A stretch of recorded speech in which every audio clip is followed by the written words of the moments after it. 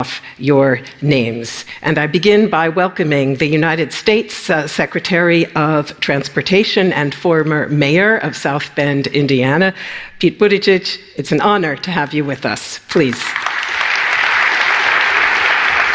And I believe you are over there to the right. Yeah.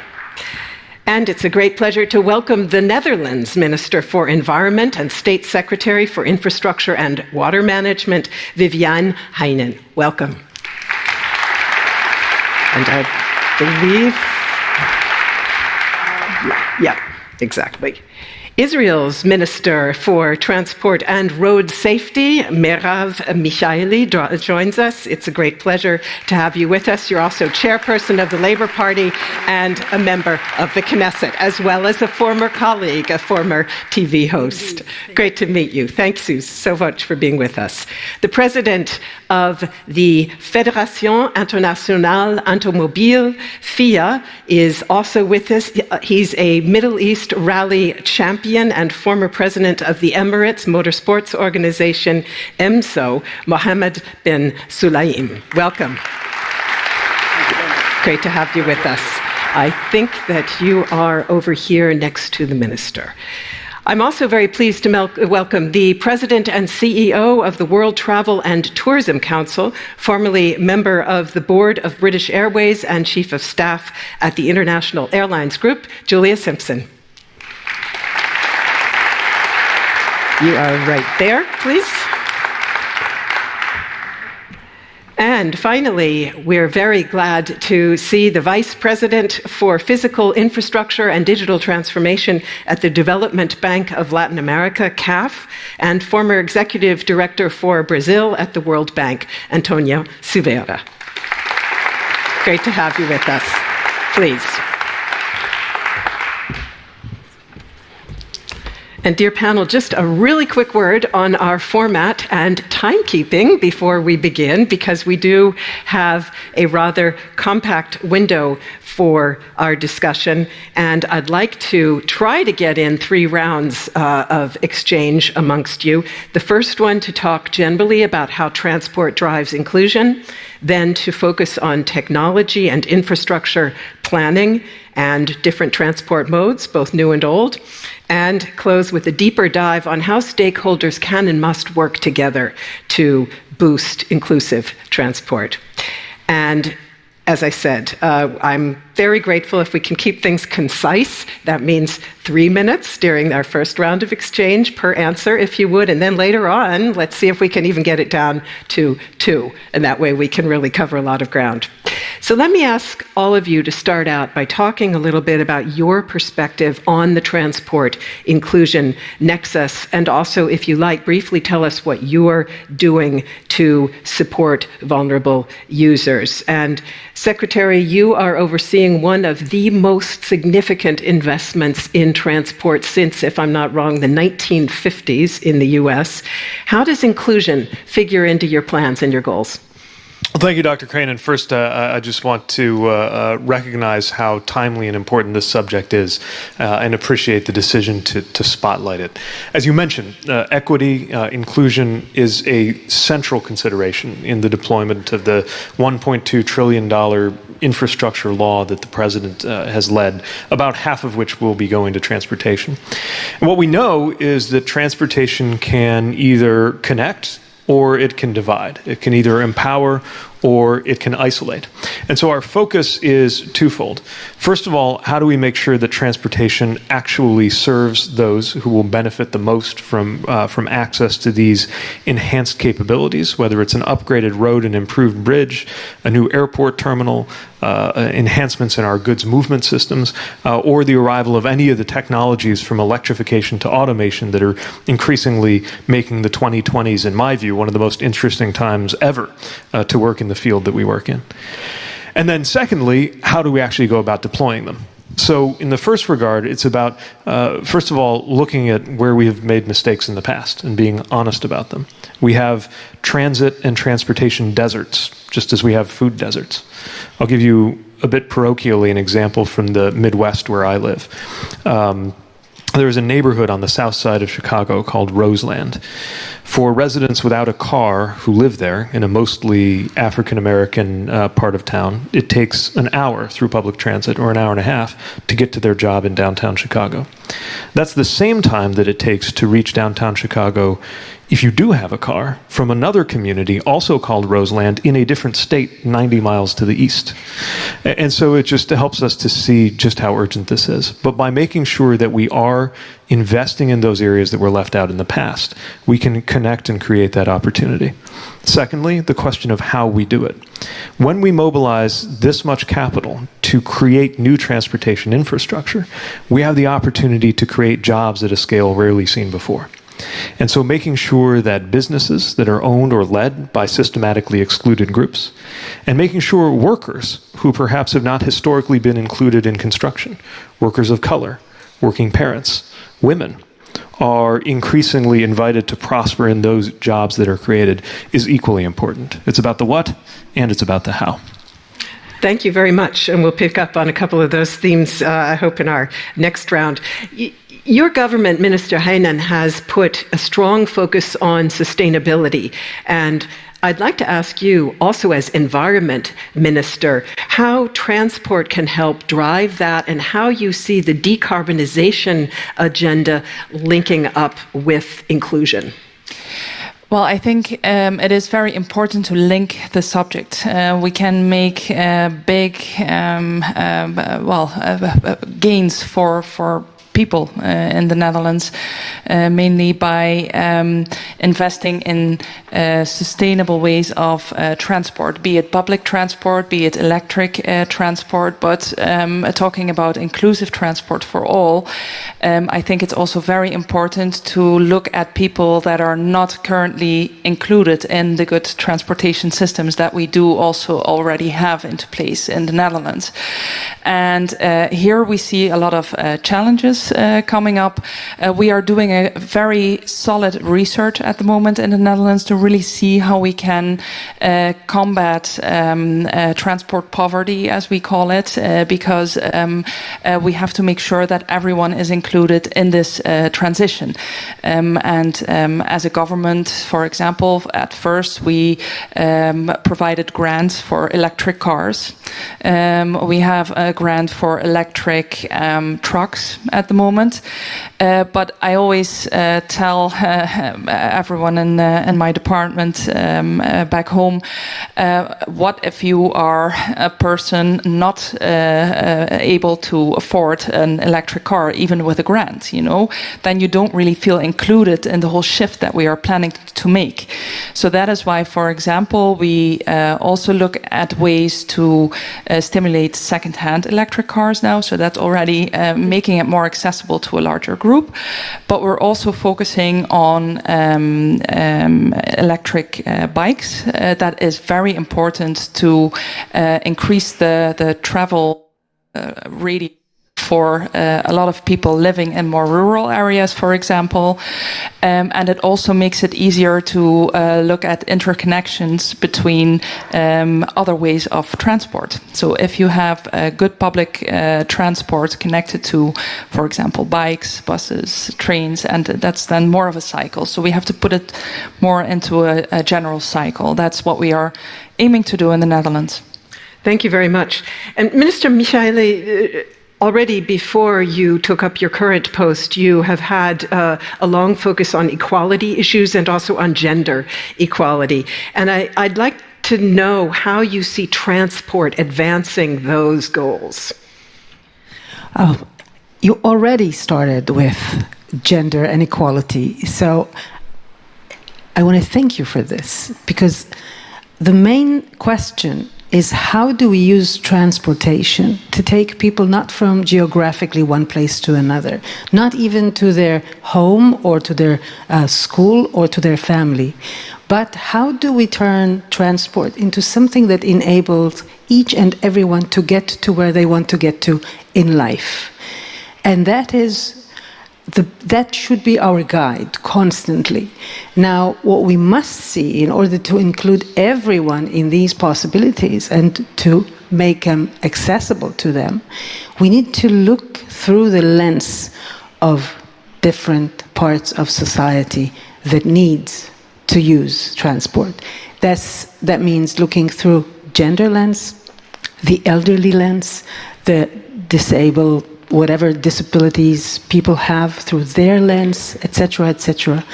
In Israel now, for instance, we are doing a huge step to start closing the gaps that we have, unfortunately, towards the Arab society in Israel, and to make everything more accessible for them in transport and in infrastructure.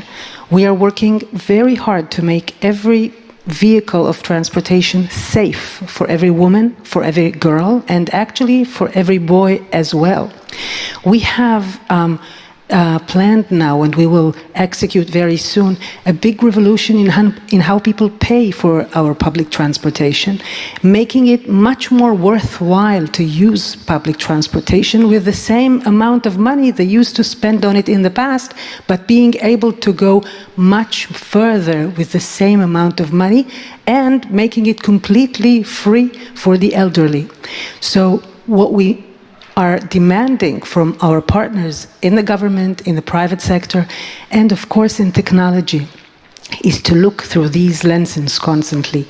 Thankfully, Israel is in the forefront of technology and specifically auto tech.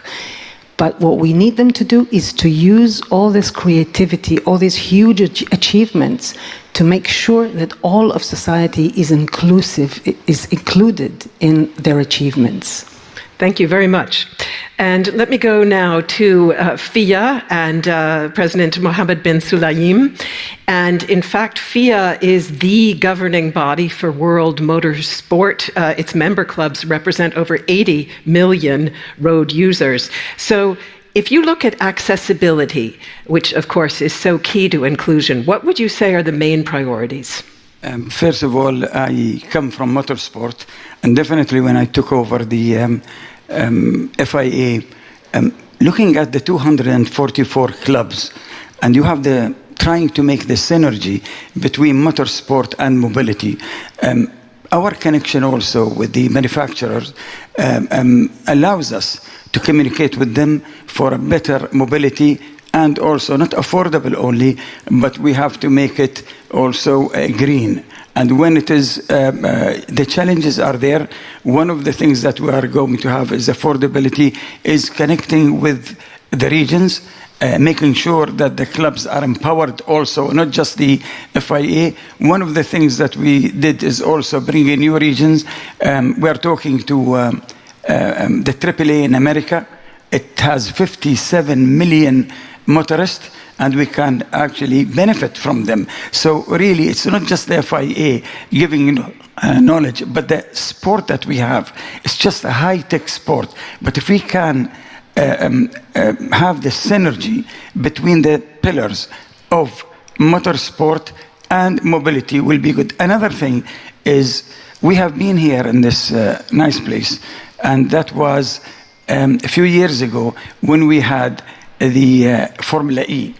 And a few years ago, but now we have Generation 3, which is Gen 3, in the Formula E. And that will have, it will be a zero carbon within a zero carbon championship.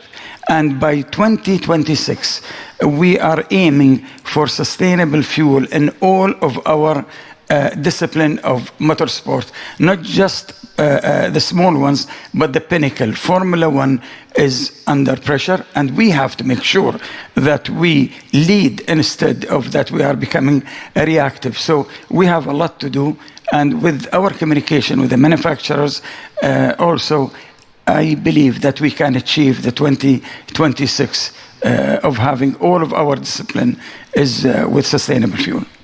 Thank you very much. And I'd like to stay with that connection, the connection between climate change, inclusion, and sustainability, and go to the World Travel and Tourism Council and Julia Simpson.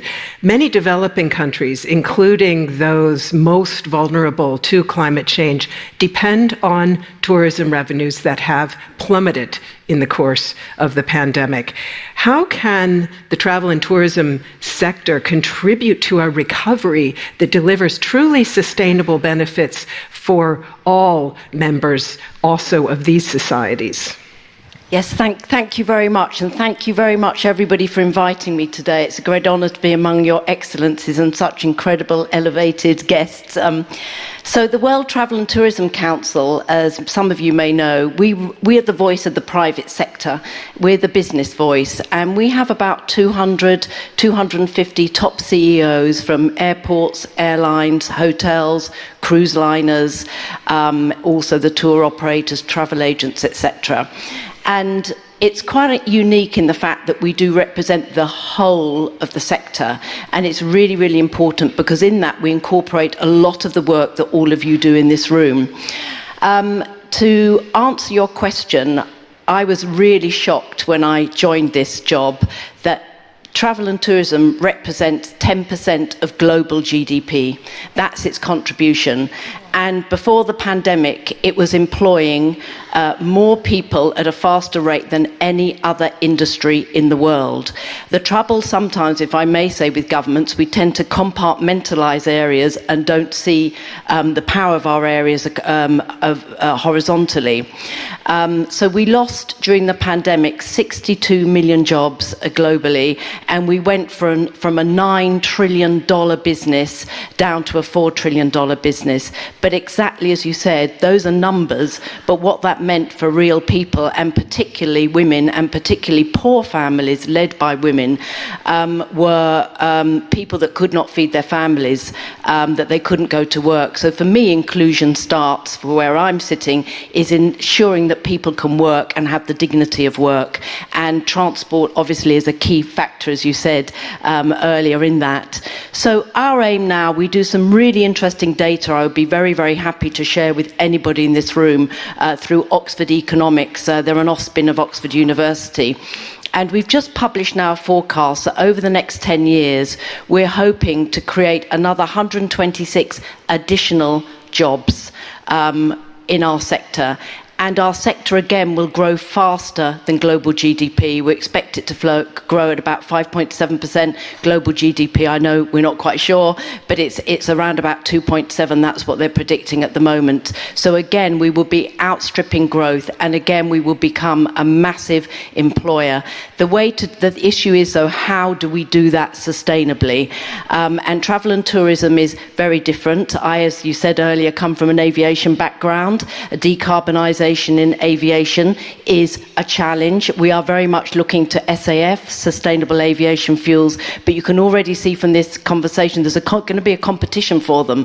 And one of the issues around SAF is going to be the scalability of producing it. So sustainable aviation fuels and sustainable fuels is going to be one of the answers. But the other is to understand the problem. So what we try to do is publish a net zero roadmap at the WTTC. Again, all of you, please look at it. And for the first time ever, we put aviation alongside hotels, alongside tour operators, alongside cruise, and we try to evaluate, and we have done. It's very, very data driven, and I think probably the whole of the travel and tourism sector is going to represent between 7 and 8% of carbon production globally. And now we're going to be able to track it by each individual area. So I think also our motto is that when people travel, and this is looking at it from a holiday aspect, but as you know, travel is, for many, many other reasons as well. But we like the belief that our customers are telling us now they want to leave a lighter footprint, a kinder footprint. They want to leave a place behind better than when they went there. And I think that's very much our goal. So thank you. And I want to hear a little bit more later on about some of the things you're doing to get to that goal. They're quite intriguing. But let us now go to CAF, to Antonio Silveira. And we've heard mentioned several times, both by Minister Heinen and also now by Julia Simmonds, of the need for data, the need for a good basis for evidentiary-based policymaking. And clearly that is particularly true when we're talking about inclusive planning, to really get a grasp of all of those vulnerable users who are perhaps sometimes not fully visible. So let me ask you how multilateral development banks like behalf can help to support institutional capacity and data-driven policymaking? Thank you very much for your question, Linda. Before going into it, let me quickly thanks in behalf of CAF ITF for this kind of invitation for such an important event. And quite quickly mention that we are a regional development bank that has member countries from Mexico through Argentina, a few exceptions on Central America, but overall all the countries are members. Around annual approvals for financing up to 40 billion a year, mainly focusing on infrastructure, but increasingly taking into account some challenges on more social sectors and to boost a green development bank for the region. Going to your question, this is one of the biggest challenges in Latin America, to build up not only the databases, but open databases. There's a lot of demand for legislation in order to build access to data. There's a lot of issues on collecting data, and I should mention, we have a very innovative activities with GIZ of Germany on development of that data hub for human transportation in Latin America. Beside of that, we have a special concern on road safety, especially in urban road safety, because we do have a lot of casualties year by year. Just a number from my country, Brazil, in 2018 is the last number that I have in my head. It was like 30,000 people killed on road accidents. So we have a lot of work on capacity building for public servants, especially on municipalities, in order to change their mind on planning transportation. Mm-hmm. And this requires data, but requires a change in point of view. For example, incorporating human error on the equation. We cannot think that humans are like the theoretical economic agents that are completely rational and don't make mistakes. Mistakes is the rule, not the exception. And this innovative approach is really producing a lot of results in a lot of the cities that we're working in Latin America. Thanks. Thank you very much. And I'm very glad you brought up the topic of safety, because I'd now like to take a deeper dive on various aspects of planning for inclusion and also new technologies, as well as a couple of old ones, and come indeed to the nexus between safety and inclusion. And dear Secretary, as South Bend Mayor, you made neglected urban corridors safer for pedestrians and cyclists. And you've also brought a safety focus to your work at DOT with a Safe Streets and Roads for All program that is investing in cutting-edge transportation technologies, but with this aim of improving safety. So can you tell us a little bit about how you see the role of new technologies and what planners need to do differently? Thank you. And we just had a very productive roundtable as well on this issue, which is extremely urgent, I think, in the realm of transportation. And it's a good one to discuss in the context of the question of inclusion and the equitable development of transportation. In our country, not only are we seeing disturbing trends toward increased road deaths, but we're seeing disturbing patterns within them, which is that Americans who are low income, who are living in rural areas or tribal areas, Americans of color, are all more likely to lose their lives in traffic crashes. And so there is an imperative to make sure that we use every tool that we have, including technology, to make sure that we're mitigating this. Technology, of course, has cut both ways. The arrival of the smartphone is probably one of the reasons why, after decades of progress against substance-impaired driving, we saw the rise of distracted driving. And this is something we need to continue to consider as cars increasingly become technology on wheels. They can include technological features that make the car safer, not just for those in them, but for those around them, like automatic emergency braking. But this needs to be developed in a way that recognizes that design matters. And in the short to medium term, as we're going through some of these technological transitions, it will be very important for policymakers and companies to be very explicit about the difference between technologies that assist drivers and technologies that replace drivers. And again, if we get this right, we will see the benefits in very inclusive terms as well. We are deploying just this week another $1 billion in grants to communities through the Safe Streets for All program that you mentioned. And we're doing that knowing that many of the best ideas will come at the local level. And they will often require rethinking even the purpose of a road. So we are still the heirs to a 50s, 60s, 70s mentality in which the only function of a road is to blast vehicle traffic through whatever area it's going through as quickly as possible.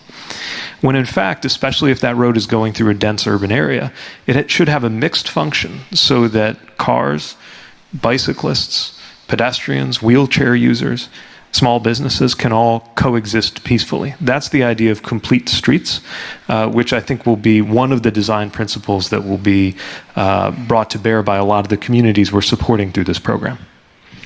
Thank you very much. Complete streets is a great expression, and I'd like to take it straight over to Minister Hyn. And you, of course, Netherlands is famous for the classic technology of cycling. Several of our speakers have talked in regard to inclusion about the need not to forget older transport users.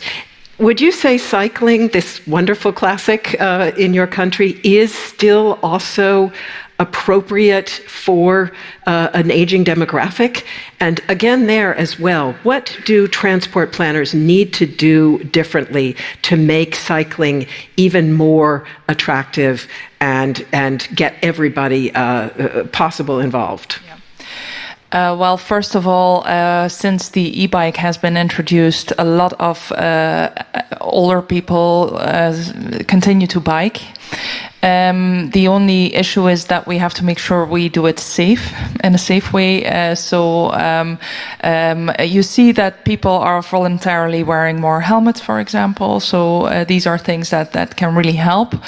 When it comes to enabling everyone to make use of our very good bicycle infrastructure, it is also very important to focus also on younger children, I have to say, because it is not really the case that all children have access to bikes in the Netherlands. And that is why we also have programs that we stimulate from the national government, but it's often, these are local initiatives to make sure that every child in the Netherlands can have a bike and also knows how to ride it.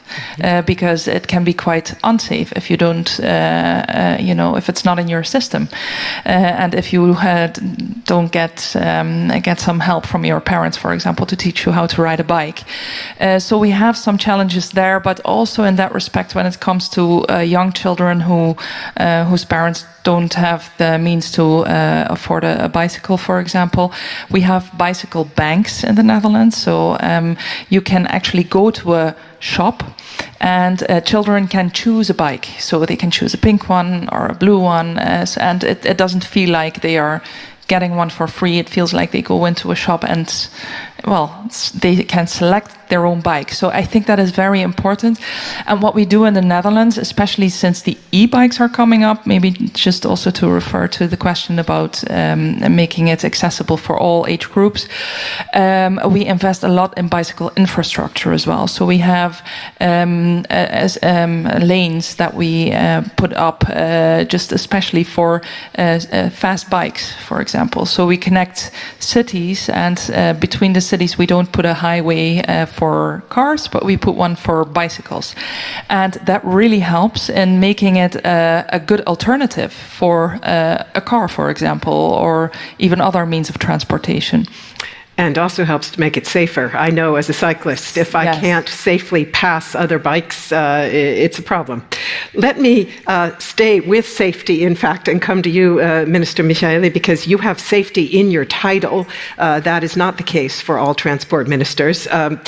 What does need to change to put safety at the very forefront of transport and infrastructure planning? A lot. I think the first and foremost thing is for governments to be willing and able to calculate the alternative cost of what happens when you don't think through the needs of safety. Unfortunately, we are still not there. That is true, by the way, not only for transport, it's true for health, it's true for welfare, it's true for education, it's true for a lot of things through which our current economic thinking thinks through what we do and not through the cost of what we don't do. So this is sort of a binary change that we need to put in our system. And personally, I believe that the most important thing is to invest in the driver. First and foremost, the professional drivers, the bus drivers, because, we count so much on them to be able to widen our public transportation, which, by the way, of course, the more we have people using public transportation and mass transportation, we have less participants on the road and more safety. And we trust them to take us safely. And they are the ones who are, I think, the most hours on the road, having such huge responsibility on their shoulders, and it's really crucial that we acknowledge the weight that they have and really take care of them. That goes through the way we teach them how to drive. It goes through the wages that they get so they can drive not too many hours. It goes with the respect that they get from the passengers that they take from one place to another. Another, of course, sector is those who take commerce from one place to another. Again, too often it is heavy stuff and sometimes dangerous stuff. And when they get into an accident, usually the outcome is horrific. So again, we need to give them the attention that they don't get today. And the third thing really is to take the whole method of how do you use the road. And it doesn't matter if it is as a pedestrian or as a bike rider or as a car driver or as a passenger. We need to take it into our education system from the beginning and teach our children from the top how to be a community both on the road, not only anywhere else. And this will teach us to relate to each other more kindly, so we achieve at the end of the day more safety also on our roads. Thank you very much. Let me go over to FIA President bin Sulayem. And the COVID-19 crisis, of course, has dramatically underlined the importance of digital technologies and the use of intelligent networked technologies. And I wonder if you can just say a little bit about how FIA is contributing to accelerate uptake on smart transport solutions. First of all, you just mentioned that there is a lot of bikes in Netherlands. And to tell you that our member, established in 1883, started with bikes. So there were bikes in 1883 and then moved. Of course, mobility is not just about cars or planes, but about all sort of mobility. I'm sure that with this technology, no one will be left behind. And rest assured that the FIA and its members are committed to mobility. And I'll give you some of the funds and help that we support our members with. I mean, we have support of the City Trips app, which is with the Royal Automobile Club of Spain, which is now has been implemented in Spain and Italy. And we have also with the TCS, which is our Swiss mobility, we are launching the FIA drone and vertical mobility academy to teach them on drone. But going back to the ANWB, the ANWB made 328 trial tests on high endurance for drones to deliver blood when it's needed to hospitals. So that is something that we are part of. It's not yet finished, but of course it is. I mean, when you say 328 tests, there is maybe more to come, but that is digital. And of course we have also, going back to the cycling, our Slovenian club is for mobility is also taking the used and bicycles and giving it to families that cannot afford mobility. So, and making sure that they get it. And of course, now we launched just a while ago, here is the website for the disabled motoring website, which is with ITF, and that would get it is like accessibility for the disabled people to get access and navigating where to go, when to go, and if there is what services are in each country. Thank you. Thank you very much. And I'll go over to Julia Simpson again, and I'd like to talk also with you about what you're doing in the area of digitalization that also works to promote inclusive and sustainable tourism. And I saw one thing that I found very intriguing on your website. Perhaps you want to talk about that, but perhaps you have other measures you'd like to emphasize. But this one is working with tech partners to reduce tourism's impact on wildlife and biodiversity, which I found quite fascinating. Thank you. Yes, and I would love to touch on that, but I just first of all wanted to mention the acceleration that we've seen in e-commerce and digital passes for moving around the world. And I think I sort of want to make a plea to all governments, really, that it was completely understandable during a pandemic that governments did everything within their power to keep their citizens safe. And some of that meant closing their borders, and it meant coming up with different, sometimes digital, sometimes paper-led systems for allowing people to move around. Now, I think it's fair to say that most people thought it was really chaotic internationally. You had, let's say, developed countries putting one country on a red list and the other one wasn't on a red list, which didn't make any. You thought, well, you're sharing the science. How can this be? What's happening here? And I do understand it's because the more scientists were learning about the virus as it was coming out. You know, and for me, I thought it was a crime against humanity when the South African government and the most wonderful women scientists there explained what Omicron was about. And once they had explained everything, everyone put them on a red list, and we weren't. And you know, and that was one of the countries that really did suffer from poverty with not being able to work with tourists. So I think it has been chaotic, although I think we have to be forgiving and understanding for why. But now it's given us a great opportunity to leapfrog the kind of technologies. In Israel, they are doing actually amazing things in this. But as we all know now, on our phones, I thought I had my phone here. It's like a fifth limb, isn't it? On our phones, I have to pretend, on our phones, you know, in London where I live, I get on the bus, I get on the tube, I travel everywhere. And eventually it will be, I know Israel is trialling that you'll just walk through an airport and you won't have to have any kind of technology evident even in your own hand. But I think it's now the opportunity to bring together the individual health data, visa requirements, any other security, natural security requirements that are required into one single document.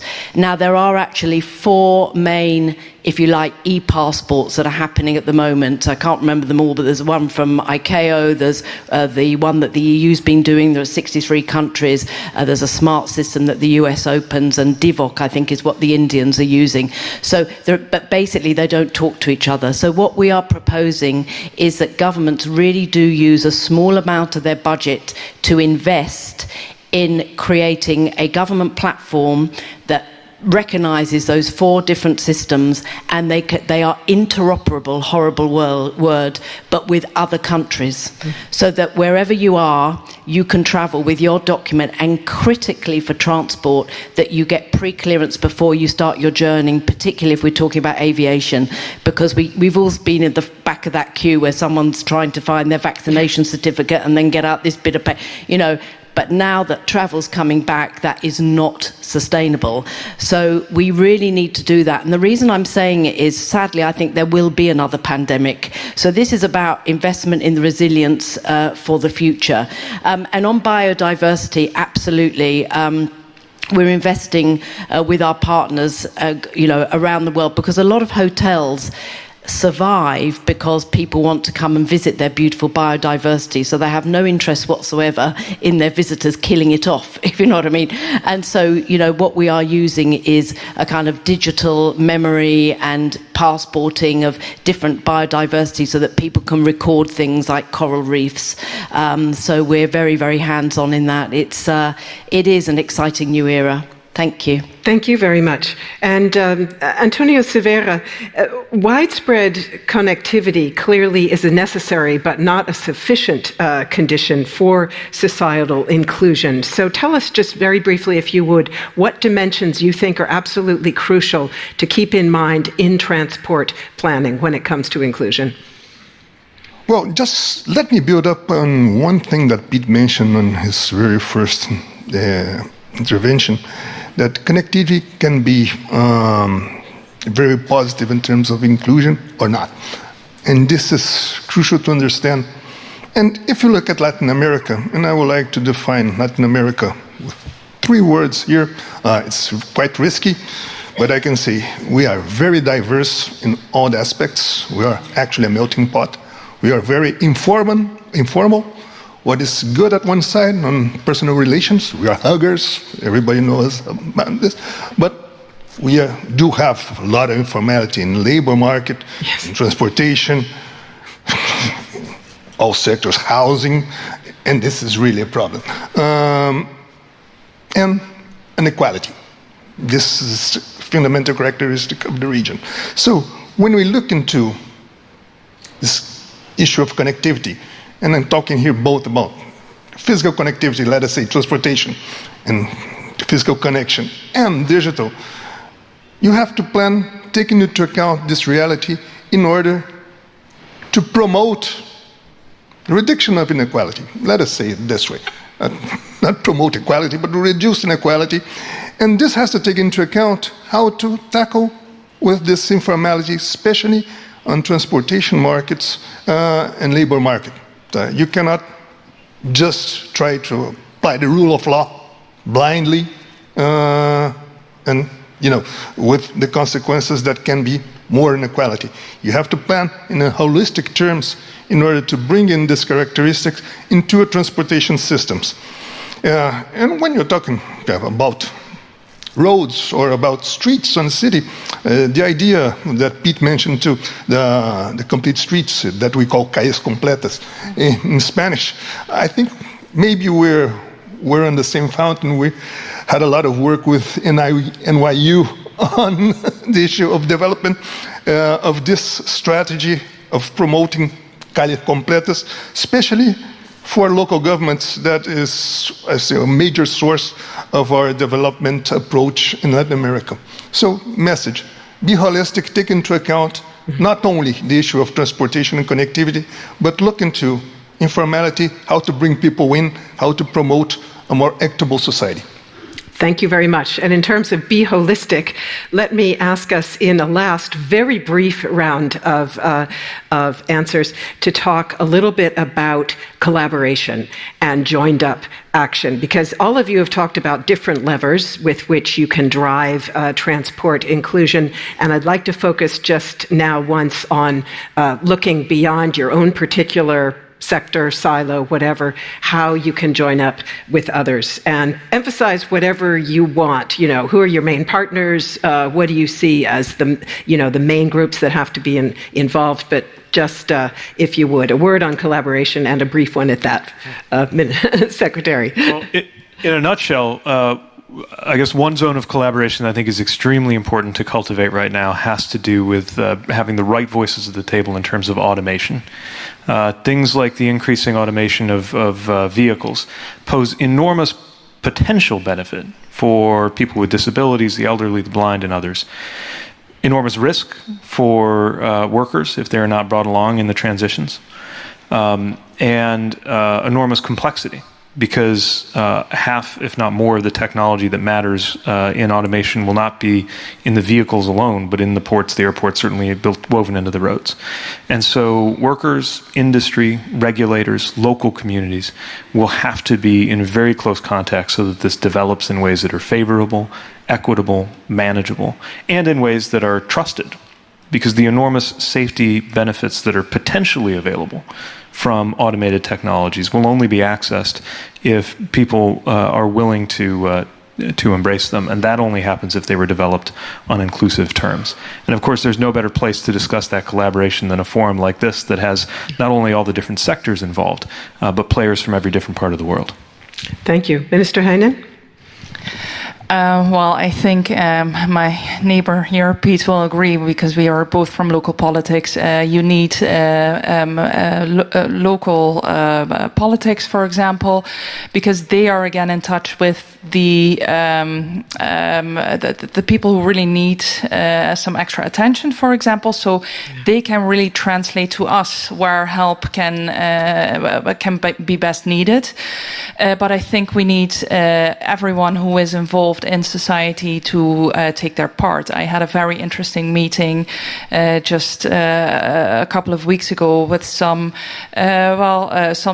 important players in the Netherlands, be it political, be it business-wise, who are really committed in helping combat transport poverty.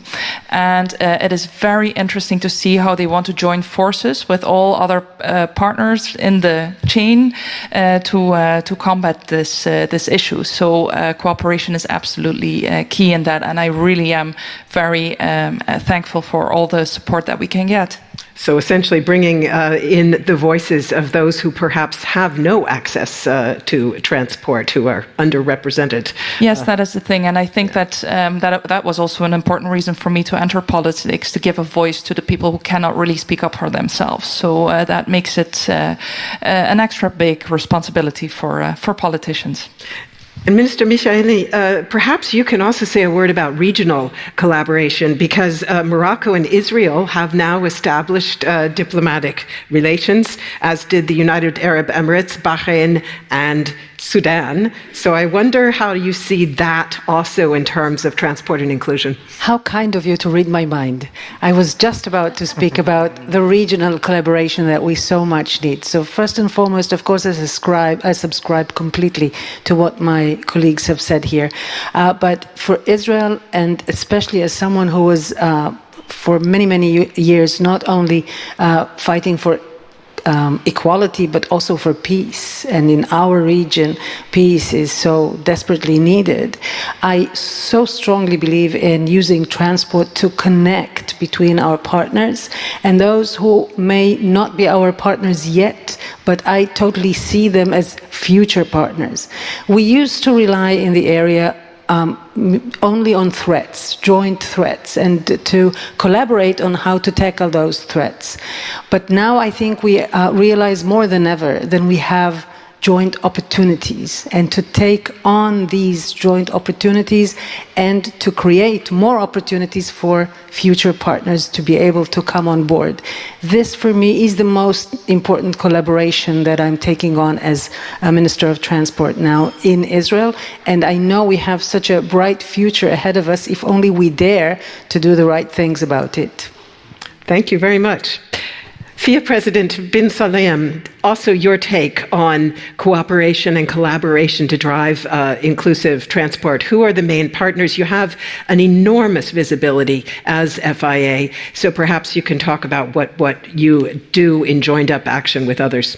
Even in my personal level, I mean, if I didn't have the partnership and I wouldn't have reached what I reached now, putting all of this together, if it is the manufacturer with the tire manufacturer, with the fuel manufacturer, and you are in the middle of it, to win, you have to have all of these aspects. One more thing, that even when I made my campaign, you're talking about the world voting for me, and then we listened. Listening is very important. We invested 2,000 hours of listening to the clubs and reaching to them, because one thing they want is to be reached. And when you talk to them, what they need is very simplicity. Not everybody wants a Formula One or mobility. They just need simple things. Once, when I was elected, the first thing I reached to is the opposition. As you said, you have to reach to them. And then we brought them back in with us in the federation, because there must be something good with them. If they went against me at one point, but it's not about me, it's about the FIA, it's about motorsport, it's about mobility, all of this together. One thing more we established only lately is the EDI, which is, of course, inclusion, diversity, also, and equality, diversity, and inclusion. And who won it, actually, after a lot of went through the proper process of engaging, was a Ukrainian lady who is, and that position is very important, because they might be the most talented driver for us in the world, but if he doesn't have the opportunity, we won't reach to him. So that is reaching to all regions, and that's part of our federation, is diversity also and inclusion. Thank you. Thank you very much. And I'll go over again to Julia Simpson, the WTTC's efforts also to work in partnership. And again, one thing that particularly intrigued me was you're working with local communities under a program called Destination Stewardship. So maybe if you'll just say a word about that. Yes, I think if the pandemic had some upsides, and one of them was hotels became the front line between people who lots of people who didn't want to be vaccinated, and they used the trust that they had in communities and supply lines to encourage people to be vaccinated. They also turned their hotels into vaccination centres. But the interesting point of this is it meant that a lot of governments who before had maybe been a little bit distant from the private sector realised how valuable that asset was on the ground. And now, for example, in the Caribbean, in Jamaica, they've got a project looking at how to deal with crime and street crime particularly, because they've established such powerful relationships together that they've realised that you can, as you were saying, that kind of collaboration, you can, really turn things around. And also education. So, for example, in the Sandals Resort, I was speaking to the CEO the other day. He says he can have a young woman join the company who cannot read or write, but if they are willing and have the right aptitude, they can leave with an MBA. Mm-hmm. And so I think that, again, governments have realised the power of that story. Thank you very much. And finally, Antonio Silveira, again, collaboration. Where do you see the most crucial gains from that within the work that you're doing at CAF? Especially, it's on. Especially on the issue of gathering the best practices, new technologies, and bringing in to the environment that I was mentioning before. This is very challenging, and the issue that was mentioned about giving voice to all people, it's crucial not only to bringing in and informing best practices, but let us call it tropicalizing it in a way that you can use crucial ideas, crucial technologies in order to promote well-beingness of people, especially, and it's very good to do it via a South-South cooperation, that we can exchange in countries that have not exactly the same framework. Brazil is not really like Argentina, but we have a lot in common, beside the football, of course, soccer, I'm sorry. And but when you see that you can build up not only good solutions, but partnerships with this kind of movement, it's really a great experience and a very rewarding one. Thanks. Thank you very much. If I may, a last word. You know, I'm listening to everyone, and it's such a collaborative forum, and we come up with all those important things, and I hear my colleagues bringing up such hopeful things that will take us all forward.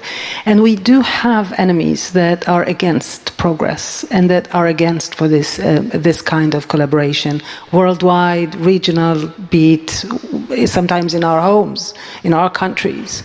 And I think it's so really desperately needed that we come together again and again in this forum and others, and that we stand together and insist on progress, insist on working for peace, insist on battling those who try to ruin what we are building, and making sure that we won't let them do that.